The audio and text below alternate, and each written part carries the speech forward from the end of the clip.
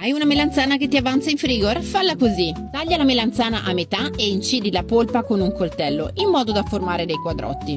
Oltre alla melanzana in friggitrice ad aria cuoceremo anche dei pomodorini. Prima regola: ottimizzare sempre i tempi. Una ciotolina, pomodorini freschi, aglio e un filo d'olio. Cuociamo in friggitrice ad aria a 190 gradi per 15 minuti. Trascorso il tempo, schiacci i pomodorini con una forchetta e smuovi leggermente anche la polpa della melanzana. Ricopri la melanzana con la polpa dei pomodorini appena schiacciati e poi sbriciola un po' di feta fresca sopra. Rimetti tutto in friggitrice ad aria e prosegui la cottura sempre a 190 gradi per altri 5 minuti. Risultato: una cena leggera, saporita e davvero appagante. Ci sono ricette che provi per curiosità e poi va a finire che te ne innamori. Questa melanzana è una di quelle, leggera, saporita e veramente appagante. Ti giuro, una melanzana così può creare dipendenza. E la cosa bella, è perfetta anche in un percorso di remise en forme. Perché mangiare bene non vuol dire rinunciare al gusto. Cosa dici, la farai anche tu?